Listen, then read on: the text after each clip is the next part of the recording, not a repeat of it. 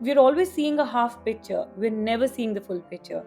And looking at that half picture, we're I would say the biggest reach we have is the Creative Visionary Program, which we're in the process of launching right now. And you've also spoken, I also read about it, like, how you thought like the idea of starving. I just wanted that dream. And what's challenging with that dream when you begin is that you can't always see the kind of art that you can imagine. You don't know how to make it yet. You don't.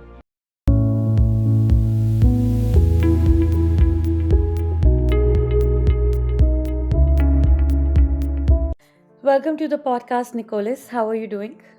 Doing very well, thank you. It's lovely to be here and meet you.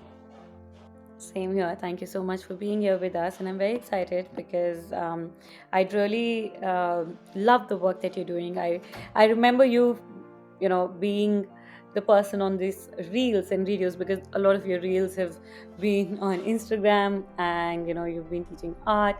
But before we go there, how about you introduce yourself for people who are listening to us right now? Well, I'm an artist. I've always been an artist. That's predominantly what I've done in my life. But along the way, I started to learn how to become an artist and how to find my way. And I started teaching this when I started to unlock some ideas and different processes, and I began to share it. And it just grew from there. I started with small destination workshops. I brought my approach, which it is an approach that I worked for me, and I started teaching this online, and and that's when it really took off. So I'm basically I help people find who they are and what they're doing here, and they use art to do that. So that's sort of what I'm very involved in that now, and I'm making art at the same time. So they go together really well. Everything I'm learning, I am learning from the process of making my art. So Yeah. yeah, I have a company. We have teams of coaches, and we do online programming. And we teach thousands of people all over the world. And we still do those destination workshops where we meet up in different parts of in Europe and different locations, and do smaller workshops. But Okay. I would say the biggest reach we have is the Creative Visionary Program, which we're in the process of launching right now. And we teach thousands of people in this program. It's a 12-week program. Okay. Tell me something, Nicholas. What I find interesting about your journey is that I think I'm always intrigued by people who have a very layered journey and how they've tried their hands and experienced so many different ways. From what I know, you have had your own fair share of experiments in life, being a creative, from being lost to trying so many things, being at business, products, all of those things, and now finally coming here. Can you look back? And this is a question that I think, and the journey a lot of us take. I've been there. um, what has been your experience and learnings from finding yourself through these experiences of being a creative and then coming here? Well, there it has been the struggles. I mean, I wanted to make art. I wanted to become an artist, and I resonate with your story so much, Aruka. It was really Yeah. I just wanted that dream. And what's challenging with that dream when you begin is that you can't always see the kind of art that you can imagine. You don't know how to make it yet. You don't have a lot of evidence, Right. but you still have this desire, right? And that's difficult. And so there's a certain degree of faith you need in order to continue. Right. So I was very focused on trying to understand how to make art, how to do it in a way Okay. that was sustainable, and how to make art that I loved. Right. And I came up with an approach that when I started sharing it with people, mostly because I spent so much time by myself in my studio. I started teaching, Yeah. and just to be around other artists, and I taught them my approach. And what I saw that what happened was people could progress so quickly. What took me 10 years, people could figure out in a week or so. And I was so impressed, and it had to do with the information and the way I was sharing it, and the sequence and the hierarchy of this information. So I kind of I learned a approach, and that's what I teach. It's a completely different way of being, and there's fundamental principles we can use, but it's all about finding who you are and the kind of work you want to make in this lifetime. And when we get clear on that, the art gets so good, and it has impact, and it sells, and it spreads. And so I really help people find that in themselves. Tell me something. What do you think is the biggest barrier, the biggest mindset block artists have in the beginning of the years that you think once they get once they get through that, they're really able to move the needle a lot? I mean, there's a few. I think there's a big limiting belief around talent, that people think that some are ordained with talent more than the others, or that we're not eligible. And one of the my company, Art2Life, the primary one of its core beliefs, and it's what I teach and what I know from many decades of teaching, is that this is nothing to do with talent. Creativity Absolutely. given to everyone in equal measure. It's just if you're interested and if you're passionate. And I know you know this, but Yeah. I get it. I mean, people we don't necessarily believe in ourselves, and it takes time to develop the confidence to see the results, to start that upward cycle of of momentum and enthusiasm. But it's an unlocking, it's an unfolding of who we are and who we're becoming. Absolutely. Tell me something. You've also spoken, I also read about it, like, how how you thought like the idea of starving most of your time in the studio versus how to market your work with confidence, how to have that faith. What are your suggestions for artists who are struggling with building that confidence and putting the work out there? Yes. Well, my approach, you can go and learn some business tactics. You can post more on Instagram, but none of that matters unless you are 1,000% excited about what you're doing. You have to be involved with something, at least in art, in fine art, in something that brings you alive. Yeah. And before anything else can happen, we have to look at your work and we have to feel your enthusiasm and your energy.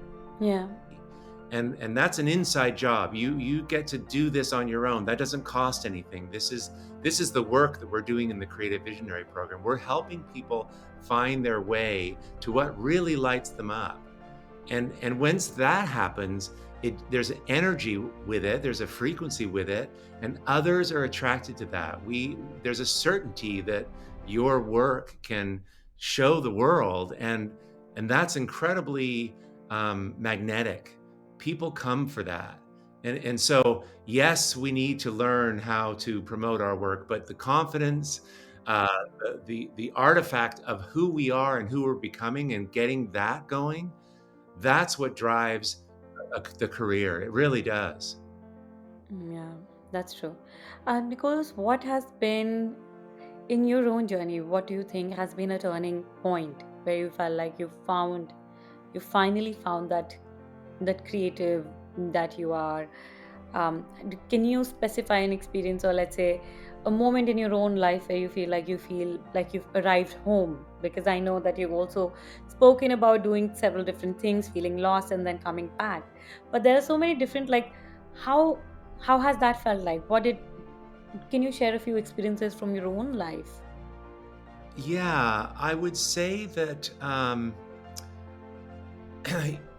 I think the moment for me that I became um, Yeah.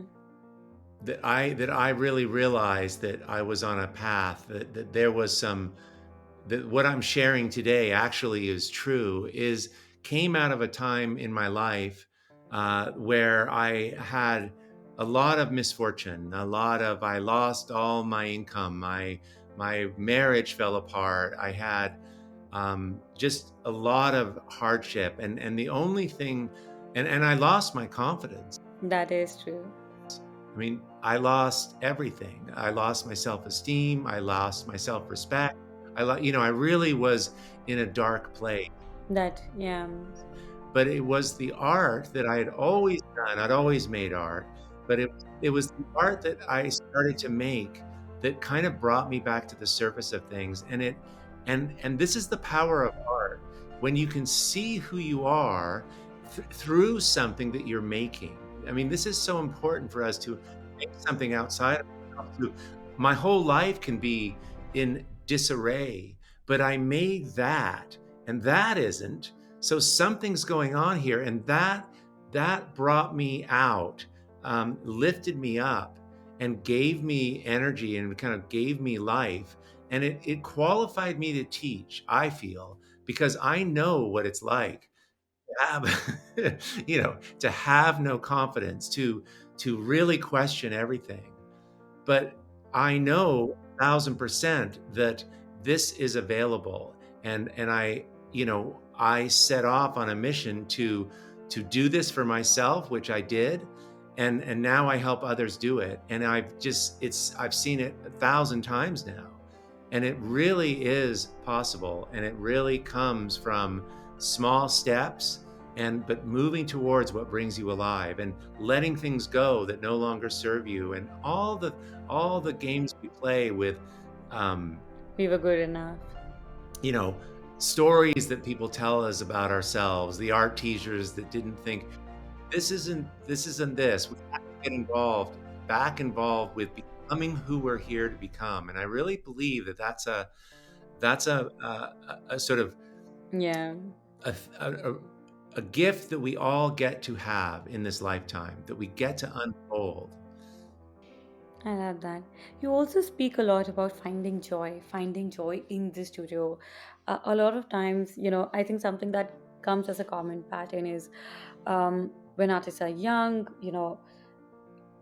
I think the nascent stage, the passion is so fresh and untouched. But as you start to take it seriously, a lot of times trying to make it, we push ourselves so hard that the only thing that we love so much, that starts to become, there comes resistance, and you start to feeling like you're not good enough, and it a lot of time it takes the joy away, and you feel like, okay, now I have to do another. It becomes more like a job than it was something that you were doing from your heart and soul. And a lot of, and that really, I don't know, it may be controversial, but I also feel that in the beginning, when we're trying to let's say monetize our art, and a lot of times when people don't know how to do that and they feel lost, that comes as a grudge and as an outcome. Can you share your thoughts on what do you mean by finding joy again and being in the studio, and why that matters so much to you? Yes. So what tends to happen, or what can happen, is that the we still have a lot of thoughts about our art. We didn't sell any, or somebody said something about it, or others are so much further ahead. We scroll on Instagram and we see people that are much better, and what are we doing? And I'm not selling anything, and all the thinking and all the swirling around it. Yeah. But what's really, really critical for your listeners to realize is that is not art. That has nothing to do with it. That isn't the thing that art is. Yeah. Art is when you have that brush or whatever the thing is, and you go and you start making that mark on the paper, and you drop in to what is happening in front of you, and you become in the present. Yeah.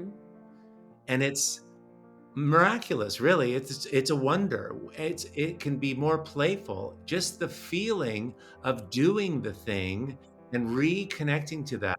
You gotta just postpone worrying about it, Yeah. but let the activity Younger. Yeah. bring you sustenance. It is so beautiful to be able to use colors and play and learn. And that's what we were doing when we were young with crayons on paper. How we have to be. It's selling art and being famous, and like you'll get all that maybe, but you will certainly won't get it if you're not enjoying this. We need to think of our art making as a vacation from our life. We have to think of our art making as a little chance in the day when we're absolutely, utterly 1000% free. Yeah. When we're free, when we get to be who we want to be, and there's no one looking over our shoulder, and we can do whatever we want, Yeah. then our soul can come in and our soul can express ourselves. We can become more self-expressed because everything's fine and it's okay to be that. And that's the kind of work that sells. That's the kind of work that has a unique signature. That's the kind of work that is the art of your life. That is personal work. That's a business plan right there. And I know we're not talking about business, but if you want to get a business plan, that's it. Drop in. And I don't care if you're, 20, 30 years into your career, if it's not just like feeling good to you a lot of the time, you get to rearrange this. You've got to find that again. Yeah. How do you say, how do we remove ourselves from these judgments? I think that there's a lot of this, the imposter syndrome, then there's this inner critic, and there's such, I think a lot of times there's a lot of self criticism. And I think social media has a lot to do with how artists are right now. And, there is so much constant comparison on the facade. Like, I've seen two kinds of people, and we all know that. There are artists who have millions of followers and very little income. And then are artists on social media who wouldn't probably necessarily have that kind of followership, but they do make an income from their art. Now, I think what is confusing a lot of times is we correlate followers with success. And it could be, if that is something that you're chasing, but this self comparison, what looks like what on the front end versus what is on the back end, we're always seeing a half picture, we're never seeing the full picture. And looking at that half picture, we're making assumptions about ourselves, not about someone else. We're not thinking, oh, how good this person is. We're thinking how bad, how insufficient I am, how I am not good enough, how I am not doing this. Or I recently spoke to an artist, and she was like, I don't think I can make it because I can't make videos.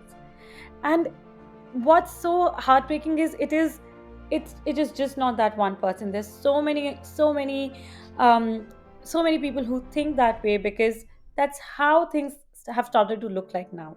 What is your advice on dealing with such situations? Well, wow. I would say that the confidence, the rise of confidence and feeling good Yeah. comes from your art, comes from getting more connected to what brings you alive. And yes, you get to take steps.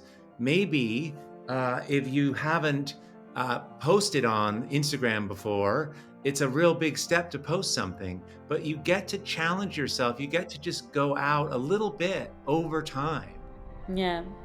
But your confidence and your forward momentum, um, it's just going to come out. If you get more on fire with what you're doing, that energy will help propel you forward, and to understand that the journey that you're on, especially if it's scary, especially if you've never posted before, especially if you're comparing yourself, that know that artists and people who follow artists, and like, it is so okay to share your journey, especially if you're struggling in the beginning. That's really inspiring for people. Like, I have never done a video, you guys, and I'm just doing it. And I'm sure it looks horrible, but I'm doing it. That is a powerful viral video. You have to do not feel you have to be something you're not. You have to make art that feel that you love, and you have to be who you are. That is the only business game in town. Do not try to be something. Do not think of having a front facade or a back facade. And how do we do that?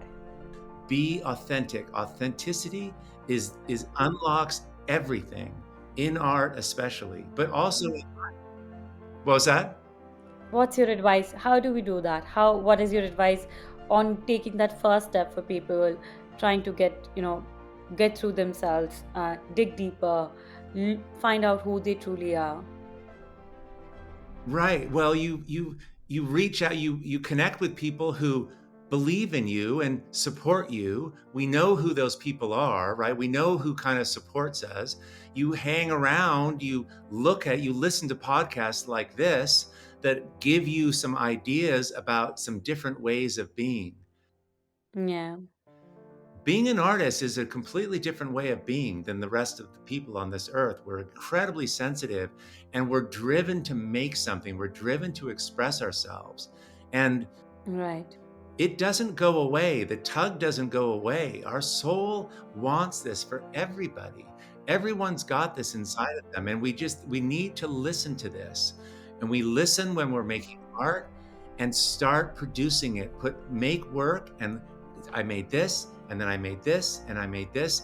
And the artwork can help give you momentum. Look at what you've made. Look at where it's taking you. Talk to people about it. Share what you're going through. Um, and it's small steps. You just need to move towards what it is you want. If you've never, if you want to get more followers, try, sharing something that's real, right? Tell the world a little bit. Start with your mom and her friends and 30 people, and send an email out once every 6 weeks telling people what's going on. I made 7 things. I didn't like any of them, but I liked this one. Check it out. Yeah, I'm telling you, that's how you build this. You have to talk to people who support you, and they'll come to you. They'll show up if you're honest. You have to be vulnerable. You have to share what you're doing. It is inspiring yeah, at any stage, especially in the beginning. People who are in the beginning, they don't realize, like, they are sitting there, they have a really powerful message because they are going from one thing to another. They're trying to change, and it's radical to go from somebody who doesn't do a lot of art and they're trying to do this more.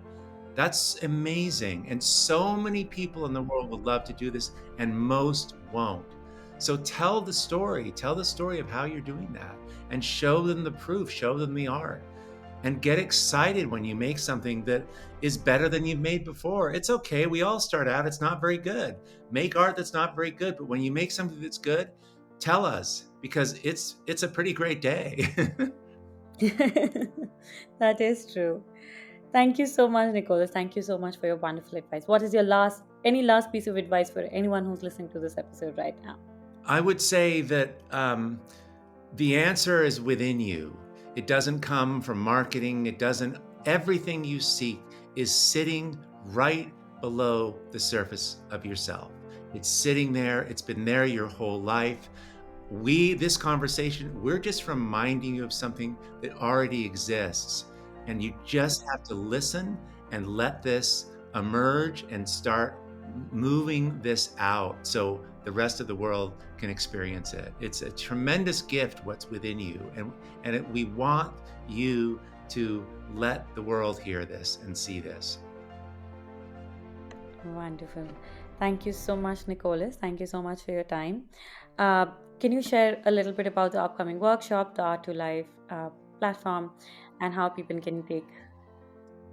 Yes, yes. So I shared this process that we that we walk people through. It's called the Creative Visionary Program, and this is a 12-week program. It's It, right now, I think when this podcast comes out, we're in the enrollment stage. So I'm just making sure that I have it. The website for this is Art Life CVP, like cat. Well, it's CVP. It's the Creative Visionary Program, and it's a framework, and we move people through this so they can start to uncover what it is that they can get excited about. This is the only way, and we have thousands of people that have gone through this program, and they've created careers, and their work's blown up, and it's a really amazing process. So definitely check it out and watch some of those videos that we'll be sharing this week. We're doing a whole kind of outreach, so if you go to that website, and you can learn all about it. Perfect. Thank you so much, Nicholas. And we hope people find some amazing learnings from this episode. And make sure you check out the Creative Visionary program, and we'll list all the details in the show notes. Thank you so much. Absolutely, thank you. It's an honor.